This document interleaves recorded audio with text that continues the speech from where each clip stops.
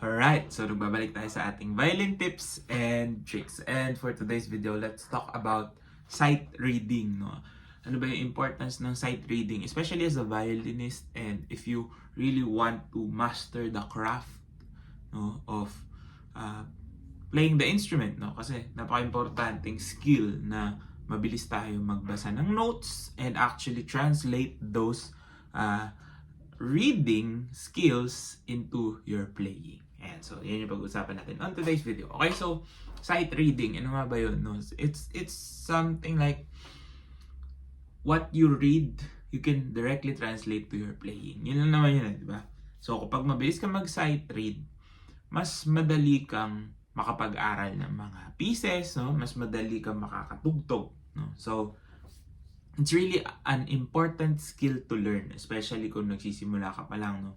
Yung iba kasi parang, tatingahin ko na lang, and then, bahala na, ganun, no? But it actually works hand in hand, no?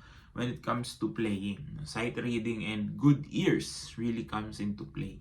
No? So, when we talk about sight reading kasi, it's not just about, note values and,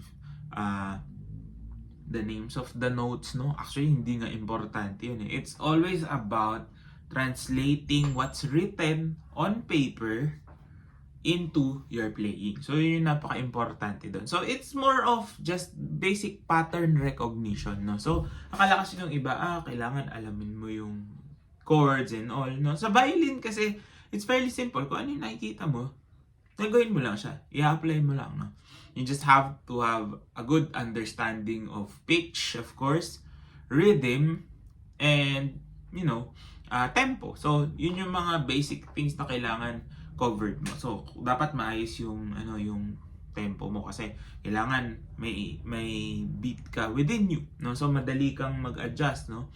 Kasi pag tama yung kumpas mo, tama yung beats na sinusundan mo, you could achieve good rhythms, no? Kasi saan ba nagkakatalo when it comes to sight reading? Usually talaga sa rhythms yan. Kasi yung pitch, madali na yan eh. Pag alam mo yung itsura ng nota, alam mo kung saan siya ipi-play, no? Especially for beginners.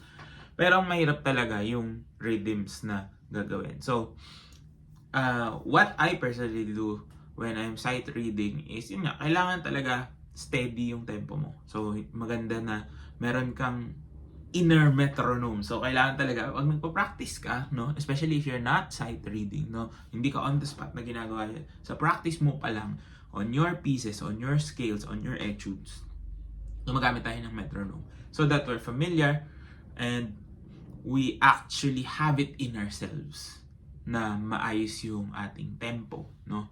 Not necessarily sakto na pag sinabi 60, talagang 60 yung more. Pag sinabing 100, sakto. You just have to find the range ng mga tempo na yun, no? Na alam mo pag allegro, let's say 120, it's something like this.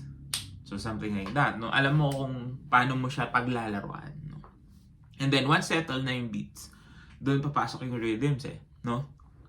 Kasi for me, actually, yung pitch, it could come last, especially kapag mahirap talaga yung rhythms, no? Especially if you really wanna play pop songs na not just by ear but also actually playing it on paper kung paano sinulat.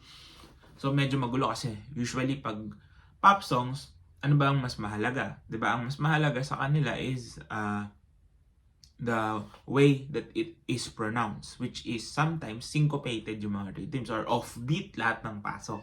Kasi the way we speak is not the way the music is written na very, very straightforward. Especially for pop music, especially if you're playing melodies, usually ang mga pasok niya laging offbeat, laging kalahati ng first beat, yung down after ng downbeat, so mga ganun. So it's important talaga to have a good sense of time and a good sense of rhythm, no? Pitch comes in, of course, kailangan din nasa tono tayo. And the thing about it is, kapag okay naman yung rhythms, mas madali namang ayusin yung tono. And I think yung pitch, when it comes to sight reading, is not really going to be the most important factor. Kasi, yung tono, ano yun kumbaga, madali na siyang ayusin. Dapat pala talaga, maayos na siya. And, di ba, intonation, dapat kahit hindi ka nagsisight read, maayos na talaga. So, those things yung will play a big part when you are practicing your sight reading. No? So, mahirap actually talaga mag-practice nun kasi hindi mo alam what you will expect. So, paano mo ba mapapadali yun? Is actually not necessarily memorizing, but playing a lot. Yun lang talaga yung practice sa skill of sight reading. It's not, it won't come innate sa'yo kung wala ka talagang ganong klaseng skills. Some people are really good sight readers, parang pagkakita pa lang, kaya na agad nilang basahin, kaya na nila i-interpret yung music, no? With dynamics and all. No? Yung iba naman, nahihirapan, which is normal. But if you really want to get good at it, try to read a lot of music, no? Lahat ng meron, no? Kahit pop song, kahit orchestra excerpts, mga symphonies, concertos, kahit hindi mo pa siya naaaral talaga, no? Or hindi mo pa napapakinggan. Try to play and then tignan mo tama ba yung ginagawa mo, and then try to compare. Let's say for example, may bagong song na lumabas and you haven't heard of it. Tapos may nakita ka na agad na pyesa na, try mo basahin and then try to listen to it. So, bago mo pakinggan, basahin mo muna. And then, you listen to it, and then try it again. Tignan mo kung tama pa rin yung basa mo. So, it really takes a lot of practice. Sabi nga ng prof namin in solfege, di ba, sa conservatory kasi, usually, sight singing, no?